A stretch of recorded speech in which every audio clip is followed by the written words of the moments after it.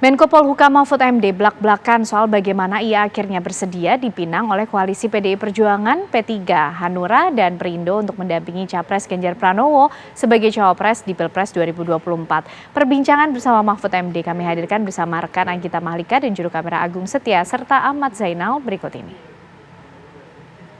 Saat ini saya sudah bersama dengan bacawa pres pendamping dari Pak Ganjar Pranowo, Prof. Mahfud MD. Selamat pagi kita. Baik. Terima kasih ya Prof sudah menerima kesediaan TV One di tengah kesibukan Prof. Ini sebagai bacawa pres dan juga sebagai Menko Polhukam juga. Jadi kita curi-curi waktu di tengah olahraga ya Prof ya. Ya. Lumayan tadi olahraga jalan lari sedikit-sedikit. Lumayan ngos-ngosan juga Prof. Seminggu 3 kali olahraga gini, tapi kesini hari tertentu, hari Jumat. Tapi kalau hari biasa di kompleks perumahan saya ada berjalan sekali putar bisa langsung 3 kilo, 3,2 kilo ditambah tingkong itu di rumah di Jalan Denpasar. Enak. Aktif ya Prof ya? Ya aktif, jaga kesehatan. Karena kan dalilnya kan kalau pikiran dan jiwa ingin sehat, badan harus sehat. Betul. Mungkin kita bisa ngobrol-ngobrol ya Prof ya. Ini kan sebelumnya selamat dulu Prof sudah menjadi bacawa pres, ini pendamping dari Pak Ganjar Pranowo. Mungkin bisa flashback atau tarik ke belakang sedikit Prof. Jadi pertama kali kapan waktu itu mendapatkan info pinangan menjadi pendampingnya Pak Ganjar Pranowo? Pinangan resmi yang eksplisit sehari sebelum pengumuman. Sehari sebelum? Sehari sebelum pengumuman. Hari Selasa sore saya diundang Bu Megawati ke rumahnya, memberitahu bahwa partai koalisi sudah selesai rapat dan memutuskan minta saya menjadi cawapresnya Capres Ganjar Pranowo. Itu beritahu resmi. Tapi sebelum itu ada pendekatan-pendekatan ya dengan teman-teman parpol dan PDIP. Misalnya saya sering komunikasi dengan Mas Hasto, Mas Said, kemudian Oli Dondo Kambe gitu ya, sering komunikasi. Tapi pada waktu itu hanya penjajakan lempar-lempar bola aja, tidak ada kepastian.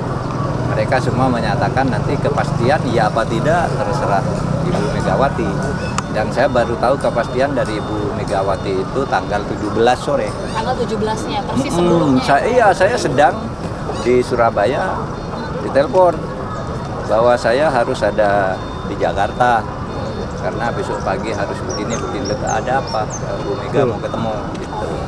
Lalu feeling saya bekerja meskipun belum pasti ini kelanjutan pembicaraan saya dengan Mas Hasto, Said Abdullah, Pak Doli Dondo Kambe, kemudian komunikasi isyarat dengan Mas Prananda, dengan Mbak Puan dan sebagainya. Kita kan sering komunikasi. Nah, saya mau jadi cawapres, sebab itu saya karena sedang di Surabaya. Saya sempatkan mampir ke ibu saya ngambil baju.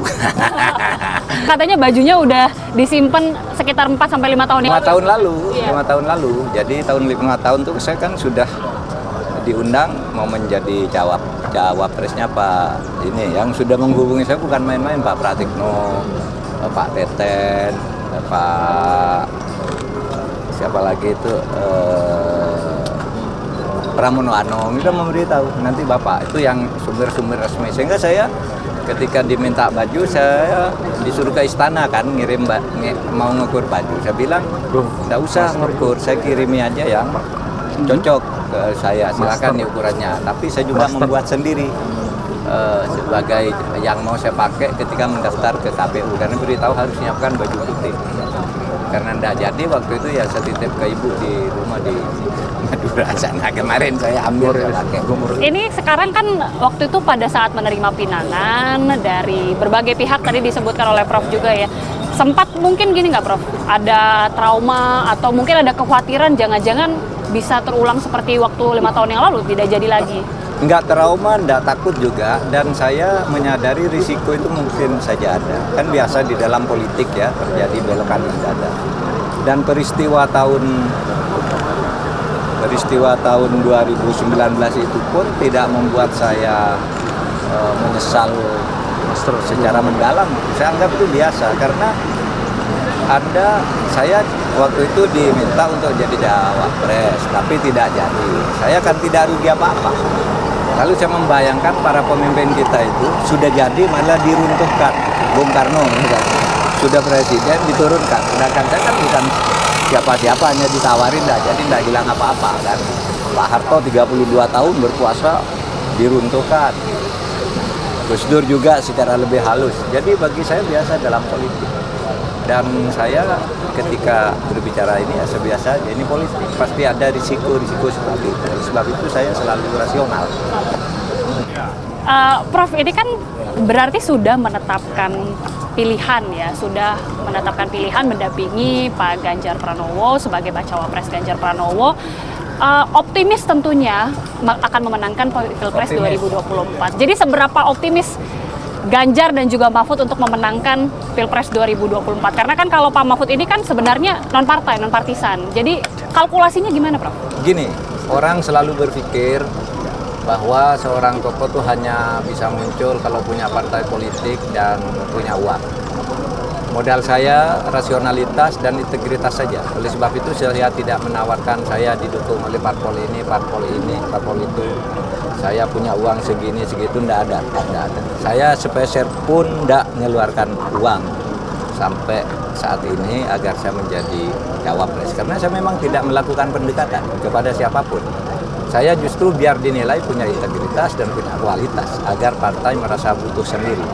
Dan itu betul terjadi. PDIP merasa saya cocok, P3 merasa saya cocok, USU apalagi teman saya itu Osman Sabtaudang sejak awal sudah ayu harus maju. Lalu Pak Haritanu juga. Jadi saya tidak menawarkan diri juga dan tidak minta bikin baliho, kan saya tidak punya baliho. Kamu tahu di mana tuh? Nggak ada. Saya tidak bikin baliho, tidak minta juga disurvei ke orang. Orang nyurvei sendiri gitu ya. Dan selalu bontot gitu karena saya memang tidak pernah minta diposisikan tertentu, dilawankan tertentu agar bisa menentukan. Tidak, biasa aja. Tapi kan rasionalitas muncul di kalangan pimpinan parpol dan pecinta negara ini bahwa yang dibutuhkan ini adalah orang yang insya Allah lulus, dan itu penilaian mereka, bukan saya yang bilang. Saya hanya menunjukkan kinerja.